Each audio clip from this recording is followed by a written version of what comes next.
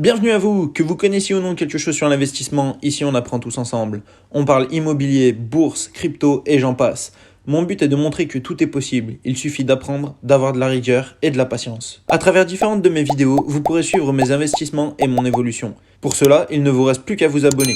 Bonne vidéo. Bonjour à tous, bienvenue sur la chaîne Un peu moins pauvre, j'espère que vous allez bien. Petite vidéo aujourd'hui, donc comme vous avez pu le constater, sur Boursorama, sur le PEA donc que je possède via mon banquier Boursorama. Alors, si on regarde, j'ai tout rentré bien sûr sur Money, vous connaissez, c'est la plateforme où je rentre justement tous mes différents portefeuilles qui me donne un calcul global. Mais je vous ai déjà fait plusieurs vidéos dessus et d'ailleurs, je vous en fais une généralement toutes les fins de mois pour voir un petit peu à combien nous en sommes. Mais regardons là ce qui nous intéresse, le portefeuille Boursorama. Nous sommes à 5 678 €. Donc plus 9% actuellement, soit 458 €, sachant que c'est pas mal car la plupart des sociétés que j'ai sur mon PEA, ce sont des sociétés françaises. Donc ça veut dire que le marché français a bien performé.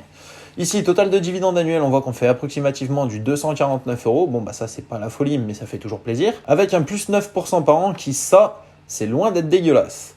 Ici, rendement total des dividendes, 4,38%. Bon, bah forcément, on est un petit peu moins haut que sur d'autres choses.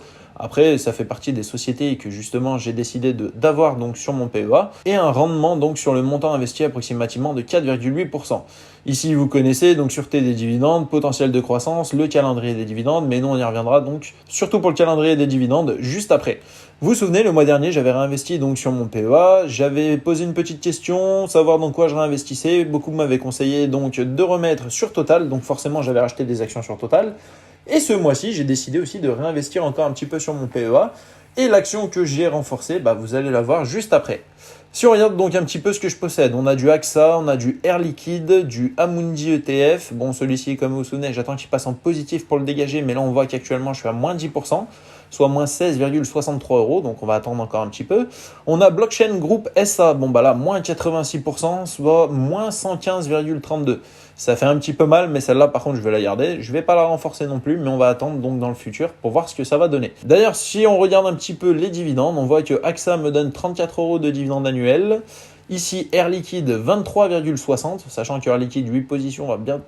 Ah voilà, vous connaissez, il va bientôt falloir que je renforce. Mais ce qui m'embête un peu, c'est le rendement en dividende, sachant que bon, l'action en elle-même me plaît quand même bien. Mais si je me trompe pas, là, ce mois-ci, je voulais mettre dessus, mais il s'avère que l'action est beaucoup trop haute pour le moment. Je vais attendre une petite correction. Quand on va essayer le prix sur un an plus 16%, voilà, si on redescend en dessous des 10%, il y a peut-être moyen que je rachète une action.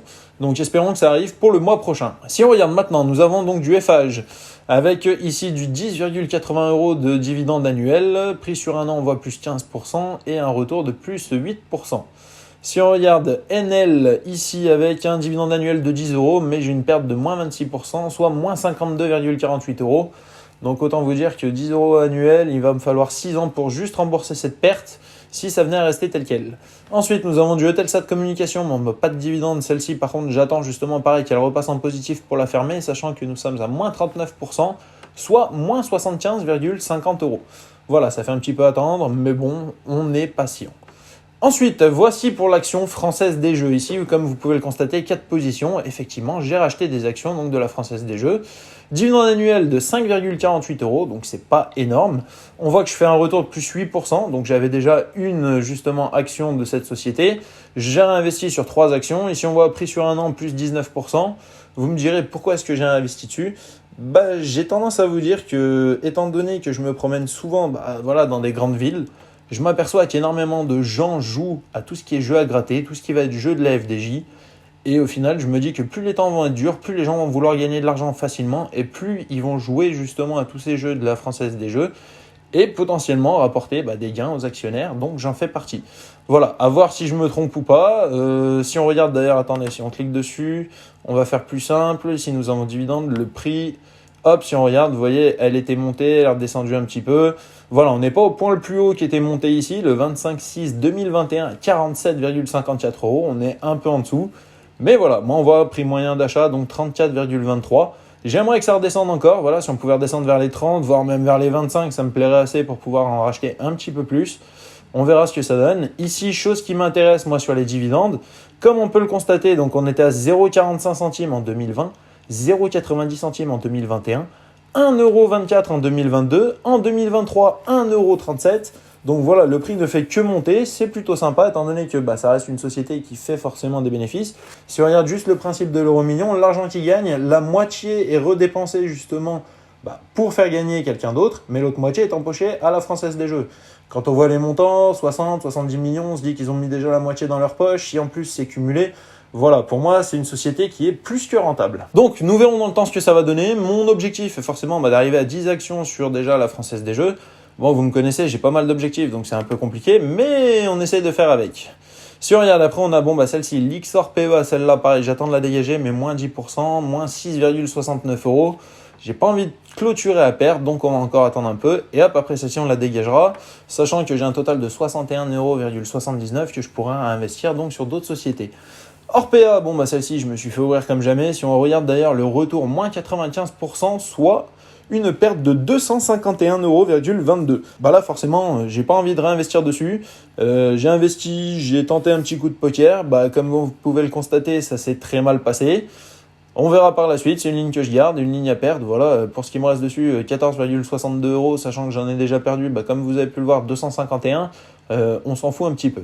Ensuite, on a Pernod Ricard. Alors ça, bonne société, on va arriver l'été, peut-être que ça va faire un peu de chiffre, ça devrait marcher. Bon, dessus, j'ai un retour de plus 1%, 1,42 €, c'est pas énorme, mais par contre, 4,62 € de dividende annuel, ça, c'est plutôt sympa. Je possède qu'une seule action, c'est une action aussi que j'aimerais bien racheter. Bon, le problème qu'il y a, c'est que 201 € l'action, ça fait quand même mal. Et un rendement en dividende de 2,31%. Donc c'est pas non plus énorme, mais pour moi, voilà, c'est une action qui peut être sympa. Donc à surveiller pareil niveau prix. Ensuite, nous avons du Publicis Group. Alors celle-ci, je vous en parle, mais j'ai même plus envie de réinvestir dessus. Quand on voit le retour que j'ai, plus 169%, soit 184 € de retour. Ouais, c'est plutôt sympa. Quand on voit que l'action, moi je l'ai acheté 27,32 € et qu'aujourd'hui elle est à 73,40 €. Je regrette un petit peu de ne pas en avoir acheté plus, ça aurait été sympa. Mais voilà, ça reste une action que je détiens, que je garde sur cette société, du moins 4 actions, comme on voit ici, 4 positions. Un dividende annuel de 11,60 €, donc c'est pareil, c'est pas mal. Je vais essayer d'avoir un maximum de sociétés qui me versent au minimum 10 € de dividende annuel, ce serait cool. Donc c'est pour ça que je suis en train d'investir sur celle-ci, sachant que j'ai une petite stratégie. Ensuite, nous avons la SAMC, la dividende annuelle de 32 €. Ça, par contre, j'adore. Un rendement de 7,73%. Celle-ci me plaît beaucoup aussi. J'ai envie de vous dire que des fois, c'est intéressant de remettre un petit peu des billes dedans. Bon, pareil, le prix de 213 €, voilà, c'est forcément une action qui coûte un petit peu cher. Si on regarde en position, donc 2 positions pour un total de 426 €, donc plus 16% de retour, plus 11% sur un an, donc je suis en positif par rapport à un an. C'est pas mal. Ensuite, nous avons Steph SA. Donc, le prix de l'action, 108 €. Prix sur un an, elle a pris 32%. Elle a pas mal monté, celle-ci. Moi, j'ai pris que 15% sur les 32%. Donc, c'est déjà pas dégueulasse. On voit un retour de 14,23 €. Dessus, en dividende, on est à 4 €. Donc, pareil, action, il va falloir que je réinvestisse dessus. On va attendre, bien sûr, que ça baisse. On va pas acheter toutes les actions au top. Ensuite, nous avons Stellantis. Là, si on regarde, retour de plus 18%, soit 71,30 € et un dividende annuel de 41,54 €. Autant vous dire, Stellantis, quand il verse les dividendes, c'est quelque chose qui me touche beaucoup, qui me fait vraiment plaisir. Mais comme vous pouvez le constater d'ailleurs sur la ligne juste en dessous, autre société qui me plaît énormément, Total Energy. Dividende annuel, 41,44 €. En plus, c'est versé en plusieurs fois. J'ai rien d'autre à vous dire, moi, Total, c'est juste énorme. Un retour de plus 42% sur les positions que j'ai achetées, donc je suis à 225 € de retour. Comme vous le savez, attention, je dis retour, mais j'ai pas clôturé. Demain, si tout se casse la gueule, je repasse dans le rouge, vous connaissez. Mais en ce moment, c'est un peu dans le vert, ça me fait plaisir de faire une vidéo où, justement, j'ai des comptes qui sont un peu dans le vert. Si on parlait crypto, ce serait totalement différent. Mais voilà, société, j'ai 14 positions dessus. Retour en dividende de 41,44 €, comme je vous disais, c'est largement plus que les 10 € que je me suis fixé. Mais voilà, 10 € que je me suis fixé sur les autres sociétés, c'est pour augmenter un petit peu mon exposition. Parce que si on regarde ici, pour un total de 108 € chez Steph, mais par contre, j'ai un total de 755 € chez Total, justement. Il faut que j'essaye de rééquilibrer un petit peu tout ça. Stellantis, on voit 474 €, c'est pas mal. Là, Veolia, si on passe à la ligne du dessous, un dividende annuel de 6,72 €. Pareil, il va falloir que je rachète des positions. Mais on voit un retour de plus 40% actuel, donc soit 49,68 €. Voilà, plus 40% de retour, réinvestir dessus pour réduire justement mon retour. Ça me fait un petit peu mal. J'aimerais bien que ça rechute. Mais en même temps, on ne va pas espérer que le marché chute tout le temps, parce que sinon on va faire que rentrer, mais jamais on va pouvoir prendre des plus-values. Le but reste aussi quand même de prendre des plus-values dans le temps. Et nous avons ensuite une autre ligne, Vinci Autoroute, avec un dividende annuel de 12 €. Donc là, on est bien, pas besoin de réinvestir dessus pour le moment. Plus 15% actuel, soit 41,64 € de bénéfices. Bon, 3 actions dessus, voilà, c'est plutôt pas mal. Vinci Autoroute, vous connaissez. Vinci, pour moi, c'est pareil, c'est une société où il ne devrait pas trop y avoir de problème. Ensuite, société suivante, nous avons Vivendi SA. Donc là, un retour de moins 5%, dividende annuel de 3,25 €. Donc ça, bah voilà, ça pourrait être intéressant de remettre dessus. On voit le prix de l'action 8 €, j'en possède 13. Bon, bah en gros, on fait 3 fois ce montant-là et on est quasiment à 10 €, un petit peu plus de 3 fois. Donc, il faudrait que je réinvestisse 3 fois 104 €, un peu plus, allez, on va dire 350, voire 400 €. Et ici, je suis quasi sûr de faire mes dividendes annuels de 10 €. Mais voilà, c'est comme tout, c'est pareil. Là, je me base sur les dividendes annuels, mais si demain, il y a une société style Total qui décide de couper les dividendes, ça y est, les gars, 41,44 € annuels, c'est fini. Et petite chose, c'est que la société peut augmenter encore beaucoup plus quand elle ne verse pas de dividendes. Ça aussi, c'est des choses à comprendre. Des fois, il y a des sociétés qui versent des dividendes, c'est pas forcément bénéfique. Du moins, ça dépend où vous habitez, mais si vous êtes résident français fiscalement parlant, les sociétés qui versent des dividendes, au final, je ne suis pas sûr que ce soit quelque chose de terrible. Bon, là, c'est sur un PEA, c'est différent, c'est exonéré d'impôts. Mais voilà, toujours prendre en compte le côté imposition quand on fait des investissements. Donc, Vivendi SA, donc retour de moins 5%. Et la petite dernière, Wavestone SA, donc plus 14%. D'ailleurs, ça, c'est une société que je voulais certainement dégager. Ça peut être intéressant. J'ai un total de 48,10 € dessus. Je pense que je vais la clôturer d'ailleurs à la fin de cette vidéo, si elle est toujours dans le vert, en espérant que ce soit toujours dans le vert. Mais bon, là, vu que je suis en direct, plus 14%, 6,09 €. Même voilà, le temps que je finisse de monter la vidéo et tout, ça m'étonne qu'elle perde directement 14%, ou alors ça me ferait quand même assez mal. Mais voilà, je pense que c'est une société que je vais dégager et qui me fera un petit apport en plus donc sur mon PEA, sachant qu'en cash de disponible, j'ai 24 €. Bon, j'ai encore des dividendes que j'attends, mais si je clôture avec ça, voilà, je pourrais commencer à investir certainement dans d'autres sociétés. En dessous, qu'est-ce qu'on peut voir? Bon, voilà, ça c'est mes différentes expositions. Si on regarde ici, actions, donc mon exposition par action, comme vous pouvez le constater, Air Liquide, c'est 22% de mon portefeuille. Total Energy juste en dessous, mais vous voyez, après on descend beaucoup. Je vous parlais justement, Blockchain 0%, c'est parfait. Wavestone, on s'en fout. Lixor, on s'en fout. Vivendi, voilà, ça pouvait être intéressant de l'augmenter, parce que là, des 2%, 2%, Eutelsat, c'est pas très grave, je m'en fous un peu. Amundi, c'est pas très grave, étant donné que j'ai d'autres ETF sur d'autres plateformes. Mais voilà, Française des Jeux, on est passé à 3%, c'est pas dégueulasse. Mais voilà, j'aimerais arriver à monter certainement que ce soit plus équilibré, parce que là, si Total Energy et Air Liquide se cassent la gueule, autant vous dire que mon portefeuille va se mettre sérieusement à saigner. Donc ça, c'est à prendre en compte.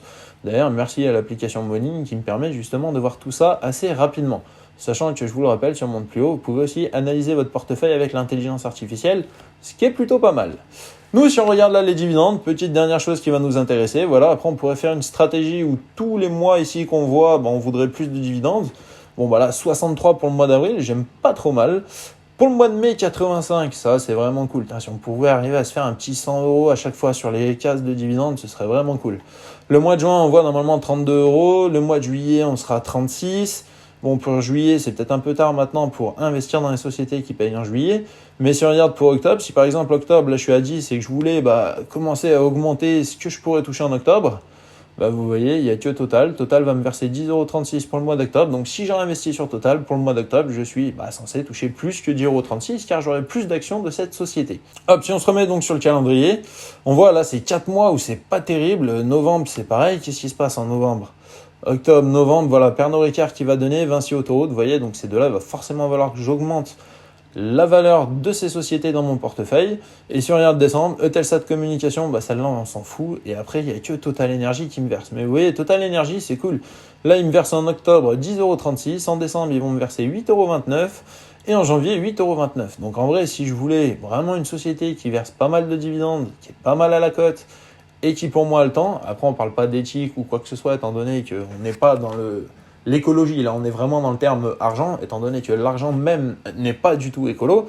Mais voilà, ça pourrait être intéressant de balancer à mort sur Total, acheter plein d'actions Total dès qu'il y a un petit truc qui se casse un peu la gueule, investir tout ce que je peux dessus, histoire d'avoir des dividendes confirmés et qui seraient beaucoup plus sympas. Si je faisais déjà un x2 même là-dessus, ce serait cool. Mais bon, remontant, donc vous avez compris, là en gros j'ai 4 mois où ça va pas être terrible, 2 mois creux, août-septembre. Là août-septembre c'est pas très grave, on a les loyers de royalty qui viennent compenser. Février-mars, pareil, 0, c'est pas très grave. Mais voilà, l'objectif, donc ça va être forcément, si on se remet donc directement sur le portefeuille, d'avoir en dividende annuel au minimum donc 10 € par société annuelle. Donc vous voyez ici, la prochaine que je devrais encore renforcer, ce serait la FDJ. Il faudrait que je fasse un petit x2 sur ce que j'ai mis. Donc 148, je mets 300 au total dessus. Et normalement, j'ai un peu plus de 10 € de dividende donc annuel. Voilà, d'ailleurs, dites-moi quelle société vous aimeriez bien que je renforce parmi toutes celles-ci donc sur le mois prochain. Et je voulais voir avec vous si une petite vidéo vous intéressait où on faisait le calcul par exemple d'une société que j'achetais sur mon PEA donc de Boursorama, que j'achetais sur mon plan d'épargne donc que j'ai sur Trade Republic ou que ce soit sur Trading 212. Voir combien me coûte de verser l'argent sur ces 3 comptes, combien ça me coûte d'acheter l'action et potentiellement combien ça me coûte de la revendre et de sortir donc les fonds pour les remettre sur mon compte à moi personnel en prenant en compte donc l'imposition sur les 3 plateformes différentes. Donc voilà, dites-moi en commentaire si c'est une vidéo qui pourrait vous intéresser. Je pense que ça pourrait être sympa justement, comme ça pourrait nous dire un petit peu sur quelle plateforme investir et quelle plateforme surtout est la moins chère et la plus rentable fiscalement parlant. J'espère que cette vidéo vous a plu, n'oubliez pas de mettre un petit like, vous abonner, le petit commentaire qui me fait toujours plaisir. Et quant à moi, je vous dis à bientôt pour une prochaine vidéo. Salut! Avant de se quitter, n'oublie pas qu'en dessous de chaque vidéo et en commentaire épinglé, il y a un lien Linktree qui, si tu cliques dessus, te permet d'avoir accès à toutes les plateformes que j'utilise et pour la plupart d'avoir un bonus de bienvenue.